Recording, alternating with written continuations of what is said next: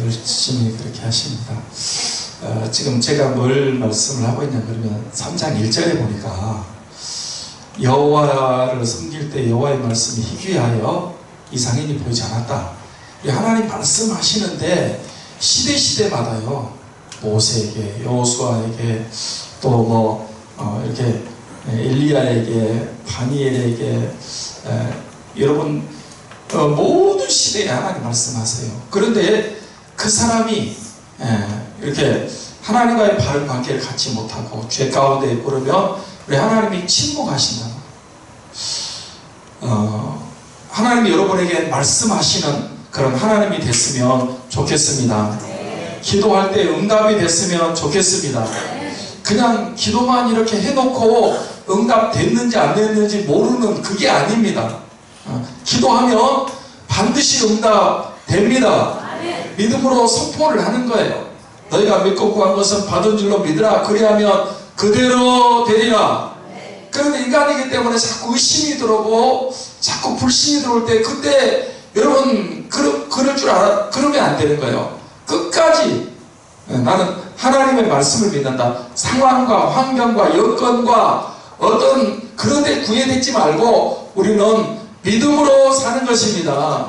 믿음으로 이런 말씀을 받고요, 믿음으로 기도하고 성령의 은혜 가운데 살면 여러분 진짜 우리 마음속에 평안이 있고 기쁨이 있고 감사가 있고 여러분 행복이 넘치는 그런 삶을 살아가는 것입니다. 그래서 이제 하나님이 그렇게 말씀이 희귀해서 이상이 보이지 않았어요. 하나님께서 엘리에게 말씀하셔야 되는데 누구에게 말씀하세요? 사무엘에게 말씀하세요. 사무엘은 그때 나이가 어렸어요. 하나님은 나타나지 않았다. 아직 경험을 안 했던 것 같아요. 어린 사무엘. 그러니까 원래는 엘리에게 말씀하셔야 돼요.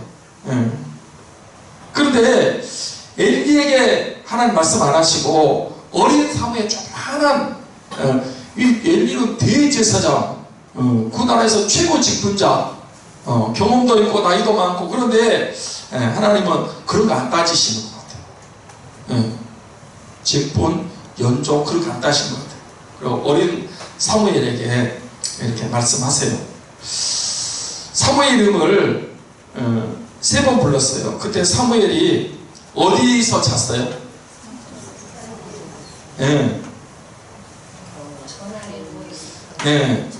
이제 3절 4절을 한번 다시 볼까요? 3절 4절 보면 하나님의 등불은 아직 꺼지지 아니하였으며 사무엘은 하나님의 궤에 있는 여호와의 전에 누웠더니, 그러니까 이제 그 하나님 음성 듣는 것도 하나님의 전 안에서 이렇게 자다가 아마 기도하면서 사무엘이 잤지 않았나 그런 생각을 해요. 그때 이제 하나님이 그 찾아오셔서 사무엘 이름을 부릅니다. 3번 불렀어요. 그런데 사무엘이 그때 하나님 음성을 듣기 이제 구체적으로 만나기 전이고 나타나지 않는기 때문에 누구한테 달려갔어요? 엘리 제사장한테 달려갔어요. 사무엘아 사무엘아. 그러니까 아직 하나님의 음성인 줄 모르고 누가 부른 줄 알고 엘리 제사장이 자기에게 부른 줄 알고 자기 이름 부른 줄 알고 엘리에게 달려갔어요. 근데 엘리가 나 너 부르지 않았다. 가서 다시 자라. 저는 엘리도 조금 그런 것 같아요. 하기야 하나님이 엘리에게 말씀 안 하셔서 그러겠지만은 첫 번 불렀을 때 야 나 너 안 불렀는데 하나님 너 부른 모양이다. 그렇게 해야 되는데 3번이나 쫓아갔어요. 그랬더니 엘리가 이제 그때서 알았어. 센스가 형성된 것 같아. 이제 너 3번 네 이름 들었는데, 너 부르는 음성을 들었는데 내가 너 부르지 않았다. 가서 누웠다가 다음에 만약 네 이름 부르면 이제 주여 말씀하고 주의 종이 듣겠나이다. 그렇게 하라고 가르쳐줬어요. 저는 이 말씀을 상당히 좋아합니다. 같이 한번 합니다. 주여 말씀하옵소서. 주의 종이 듣겠나이다. 네, 여러분 이 하나님 말씀이 들을 준비가 되어 있어야 됩니다. 네, 하나님 말씀을 들을 준비가 되어 있어야 된다니까. 네, 왜냐하면 사모하지 않고 갈망하지 않고 갈급하지 않으면 그런 사람은요, 아무리 좋은 말씀, 귀한 말씀, 은혜의 말씀을 들려줘도 들리지 않는 거예요. 예, 왜요? 마음이 이미 가득 차 있기 때문에, 다른 것으로 꽉 차 있기 때문에 말씀이 안 들리는 거예요. 지난번에 우리 집사님도 그러니까 진짜 배가 고프니까요, 열무에다가 이렇게 비벼서 먹는데도 밥맛이 그렇게 좋다. 배고프면 시장이 반찬. 배고프면요, 어떤 음식든지 밥이든지 뭐든지 하여튼 꿀맛입니다. 이게 우리가 영적으로 가난해져 있고요, 이렇게 사모하는 마음이 있으면 어떤 말씀이든지 생명의 말씀이고 꿀송이 같은 말씀이고 은혜의 말씀이 되는 것입니다. 그런데 여러분, 이 세상 것으로 가득 차 있으면 진짜 아무리 맛있어도 맛이 없어요. 그래서 저는 이런 생각을 해요. 지금 한국교회 위기라 그러잖아요. 이 위기. 그래서 이 성도들이 하나님을 찾아야 되고 또 예수 그리스도를 붙잡아야 되고 말씀을 붙잡아야 되는데 그냥 교회는 나오는 거예요. 그러면서 관심을 어디 있냐면 자꾸 세상 것에 관심을 두는 거예요. 세상 것을 갈망하고 그걸 찾고, 그러다 보니까 여러분들 이 말씀이 은혜가 안 되고 그런 것을 보게 됩니다. 그래서 저는 목사님 어릴 때도 마음이 가난해져. 저도 그런 것 같아요. 이렇게 이제 제가 모태신앙은 아니지만 어렸을 때부터 교회 다녔잖아요. 어렸을 때부터 교회 다녀서 그냥 교회 생활이 익숙해요. 종교 생활에. 그런데 그렇게 해가지고는 제가 구원받을 수 없을 것 같으니까 하나님께서 저를 가난하게 만드시는 거예요. 정말 내 의가 하나도 없어요. 그래서 그때는 진짜 절박했어요. 지금이야 이렇게 웃으면서 얘기할 수 있는데 내가 구원 문제에 대해서 아주 심각해지더라고.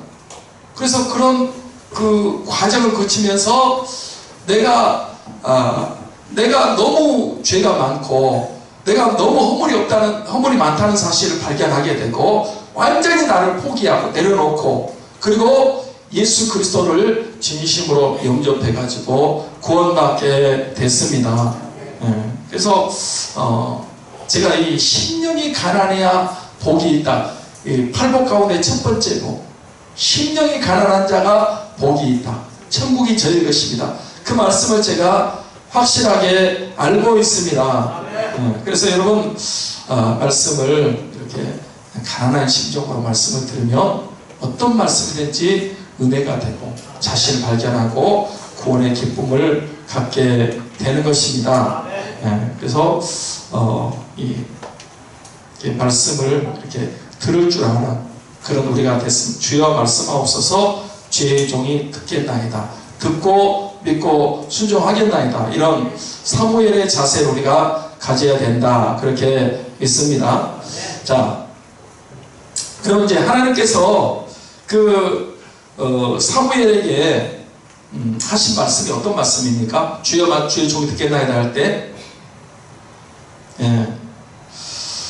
이제 3장 11절부터 14절 말씀까지 보겠습니다. 사무엘 3장 11절부터 14절 말씀. 자, 같이 볼까요? 시작. 여호와께서 사무엘에게 이르시되, 보라, 내가 이스라엘 중에 한 일을 행하리니 그것을 듣는 자마다 두 귀가 울리리라. 내가 엘리 집에 대하여 말한 것을 처음부터 끝까지 그날에 그에게 다 이루리라. 내가 그의 집에 영원토록 심판하겠다고 그에게 말한 것은 그가 아는 죄악 때문이니, 이는 그가 자기 아들들이 저주를 저청하되 금하지 아니하였음이니라. 그러므로 내가 엘리의 집에 대하여 맹세하기를 엘리의 집의 죄악은 제물로나 예물로나 영원히 속죄함을 받지 못하리라 하였더라. 자 보세요. 자 놓고 저 좀 보세요. 사무엘을 4번 불렀어요. 하나님이 4번째 이제 사무엘이 주여 말씀하옵소서 주의 종이 듣겠습니다. 그러니까 이제 하나님이 사무엘에게 지금 하신 말씀이 지금 11절부터 이제 14절 말씀이에요. 그 말, 뭔 말이냐 그러면 엘리 가문에 대한 얘기입니다. 엘리 가문이 이제 하나님의 그 징계를 받게 되는데, 심판을 받게 되는데 그 투기가 울린다. 그래서 듣는 사람마다 깜짝 놀란다.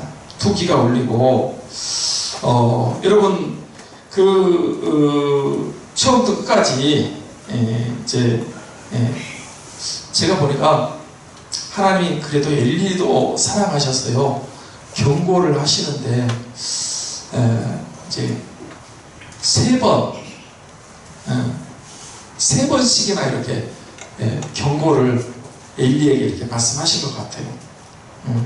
그런데 이제 그것도 다 말씀으로 제대로 받지 않는 것 같아요. 그래서 영원토록 심판하겠다고 말한 것이 아는 죄악 때문이다. 아들들이 저주를 자청하지만 금하지 아니했다. 그러면서 하나님이 엘리 집의 죄에 대해서 심판하시겠다 이렇게 말씀하셨습니다. 그러면 자, 좀 보세요.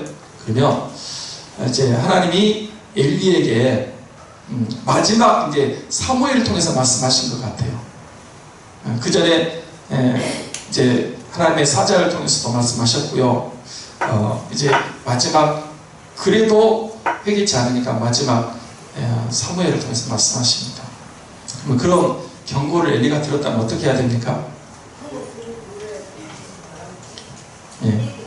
금식 기도를 해야 되고 회개 기도를 해야 되고 특별 기도, 정말 하나님 앞에 잘못했다고 이렇게 기도를 해야 됩니다. 그러면 저는 그런 마지막 이 하나님이 이제 그 사무엘을 통해서 마지막 경고를 하시는데 그 얘기 들었으면 정말 철저하게 회개하면서 통회하면서 하나님의 긍휼을 구했으면 좋았다고 생각합니다. 특별기도 들어가서 해야 됩니다. 그러면 또 우리 하나님은 긍휼이 풍성하셔서 또 용서하시고 또 다시 사해 주시고 회복시켜 줄 수 있습니다. 저는요, 그 전에 얘기했지만 그 아합이 잘못했지만 아합이 하나님의 경고 말씀을 듣고요, 붉은 배를 입고 천천히 다니는 거예요. 하나님이 그 아합에게도 용서하시는 거죠. 므낫세 때문에 망했는데 므낫세가 잘못했다고 회개하니까 하나님 므낫세에게도 또 용서의 은혜를 베풀어 주셨습니다.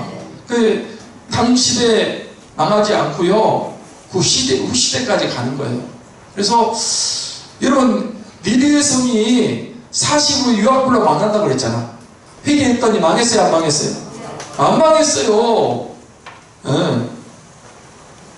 제가 그런 걸 보면서 하나님은 진짜 은혜가 많으시고 긍휼이 많으시다, 그렇게 생각합니다. 그런데 엘리가 그런 마지막 경고를 듣고 어떻게 했어요? 15절부터 18절까지 또 한번 봅니다. 15절 18절 같이 볼까요? 시작. 사무엘이 아침까지 누웠다가 여호와의 집에 문을 열었으나 그 이상을 엘리에게 알게 하기를 두려워하더니 엘리가 사무엘을 불러 이르되 내 아들 사무엘아 하니 그가 대답하되 내가 여기 있나이다 하니 그가 이르되 내가 무엇을 말씀하셨느냐? 청하노니 내게 숨기지 말라. 내게 말씀하신 모든 것을 하나라도 숨기면 하나님이 네게 벌을 내리시고 또 내리시기를 원하는지라.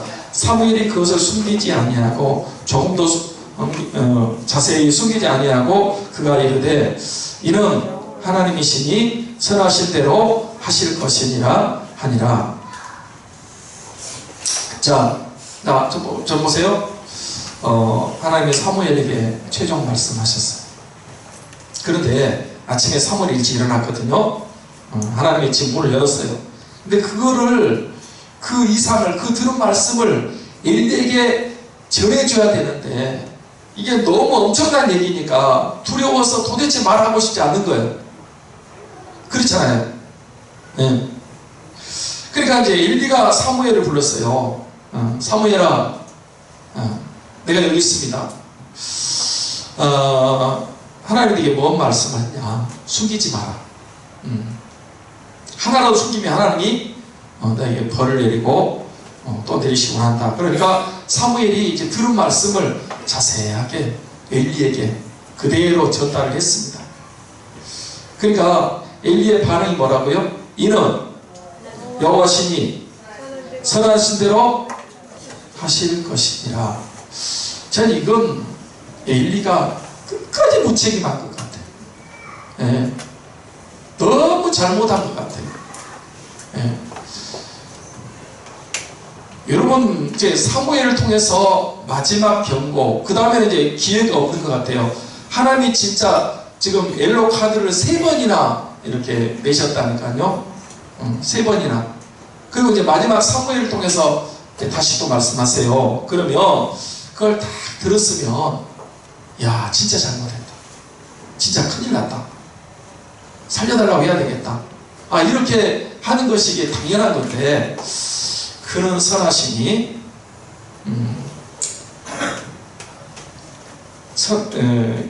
여호와시니 선하신 대로 하실 것이다. 이러면서 자포자기하고 체념하고요. 완전히 그냥 될 대로 되라는 식으로 이렇게 반응을 한 것 같아요. 그래서 결국은 엘리 가정은 이렇게 잘못되어 버렸어요. 마지막 경고까지 그냥 하나님 처분대로 바란다고 하지만은 이거는요, 긍휼의 하나님, 좋으신 하나님, 사랑의 하나님인 것을 이렇게 무시하는 그런 처사가 되는 것 같아요. 이게 히스기야식 반응입니다. 또 우리 히스기야식 반응 한번 볼까요?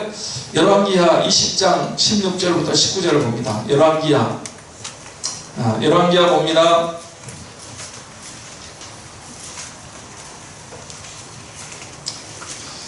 열왕기하 20장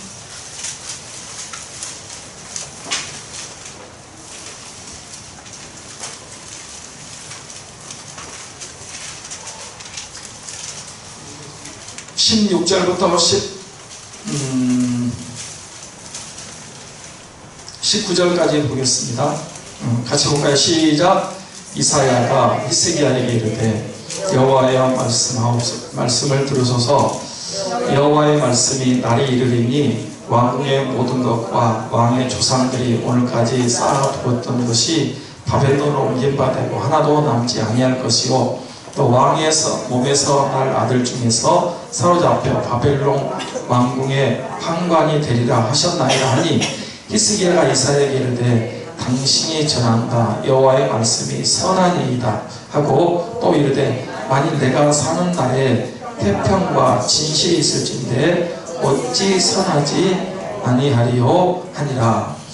자, 이사야가 히스기야에게 앞으로 하나님의 심판날이 오는데 왕궁의 모든 것이 다 옮겨간대요.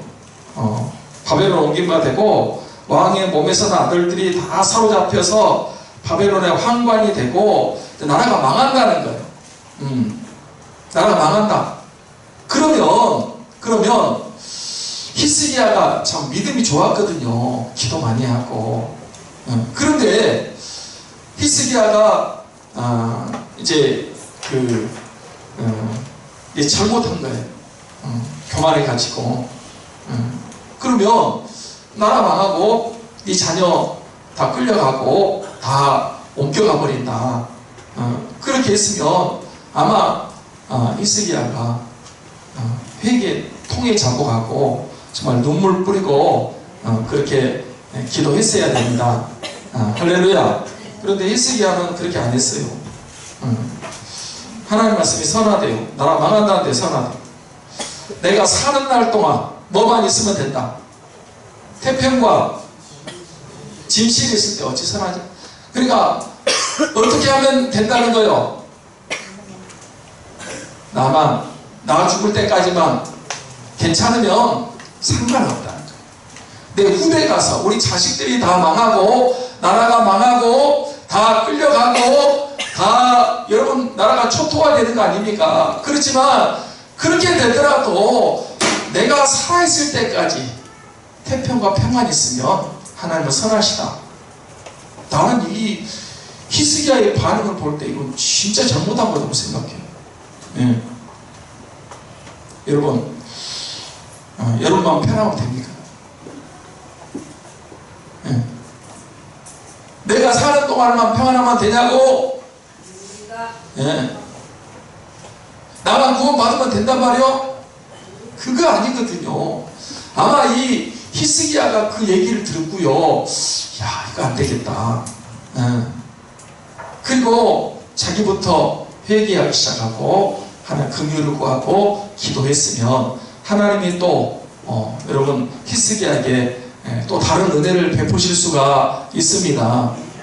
엘리도 그 얘기를 들었을 때 야 큰일 났다. 투기가 울리고 우리가 우리 집이 이렇게 완전히 망하게 되고 이스라엘이 완전히 절단나게 됐다. 큰일 났다. 그리고 회개해야 되는데 하나님은 선하시니까 하나님이 하신 대로 하실 거다. 이렇게 해버리는 것은 저는 이게 잘못된 요즘도 마찬가지라고 생각해요. 현대인들이 하나님의 음성을 들으면 야 큰일 났다. 정신 바짝 차리고 진짜 하나님 긍휼을 구하고 회개하고 기도해야 되겠다. 이렇게 하는 것이 당연합니다. 그런데 어떻게 되겠지 뭐. 나 사는 동안에만 그냥 편안하면 돼. 이거는 아무리 생각해도 잘못된 자세라고 생각합니다. 마지막 하나님이 엘리에게 은혜를 베풀었는데 그 은혜마저도 엘리는 그냥 자기 신상의 편안만을 구하다가 결국은 여러분 두 아들 전쟁터에서 죽었어요. 법궤 뺏겼어요. 자기 넘어져가지고 못 풀어 죽었어요. 며느리 에나타가 죽었어요. 그리고 그 가문이 완전히 그냥 몰락해버렸습니다. 그래서 이제 마지막 하나님이 사무엘에게 음성 들려주신 것은 하나님이 긍휼을 베푸시려고. 여러분 하나님이 용서 못할 죄인은 한 사람도 없습니다. 살인죄인 여러분 정말 악한 사람 나쁜 사람이 할지라도 지존파도 회개하면 되잖아요. 여러분 구원받고 우리가 하나님의 긍휼을 늘 구하고 이런 자세를 가져야지. 이런 엘리의 반응은 제가 볼 때는 너무 잘못된 히스기야식 반응도 잘못된 거고 여러분 지금 우리 한국교회도 문제가 지금 많이 있습니다. 저는 마지막으로 이 말씀 드리고 싶은데 여러분 우리 한국교회 지금 나라적으로 어렵고 경제적으로 모든 점 어렵습니다. 이럴 때 우리는 정신 바짝 차리고 하나님 찾고 기도해야 될 때인 줄 믿습니다.